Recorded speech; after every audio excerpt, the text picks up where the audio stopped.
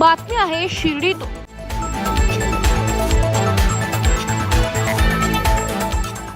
शिर्डी संस्थानाच्या साई मंदिराला चक्क एका अज्ञात व्यक्तीने बॉम्बस्फोटाची धमकी दिल्याचा प्रकार समोर आलाय।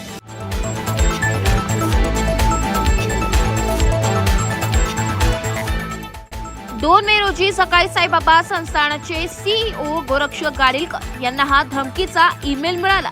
त्यानंतर संस्थान आणि पोलीस यंत्रणा सतर्क झाली।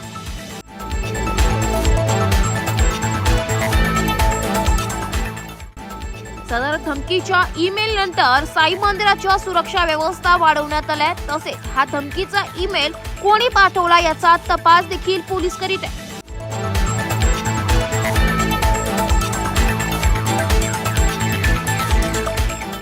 साईबाबा इन्स्टिट्यूटचे सुरक्षा अधिकारी रोहिदास माळी यांनी शिर्डी पोलीस ठाण्यात या धमकी विरोधात तक्रार दाखल केली आहे।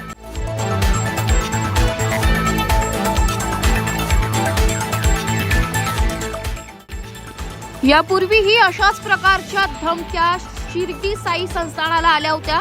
यामध्ये अज्ञात लोकांनी बनावट धमकीचे ईमेल पाठवले होते, जे तपासादरम्यान बनावट असल्याचं आढळून आलं। तसेच 2012 मध्येही शिर्डी साईबाबा मंदिरावर बॉम्ब हल्ला करण्याची धमकी देणारे पत्र मिळाले होते, ज्यामध्ये लिहिले होते की नवीन वर्षात मंदिरावर बॉम्ब हल्ला केला जाईल।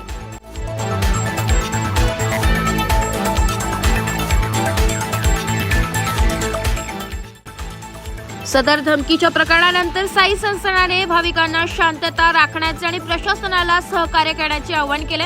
तसेच पोलीस या धमकीच्या ईमेलची गांभीर्याने चौकशी करत आहे आणि त्यामागे कोण आहे आणि त्यांचा हेतू काय आहे हे शोधण्यासाठी प्रत्येक पैलूवर लक्ष केंद्रित करत असल्याचं सांगण्यात आलंय।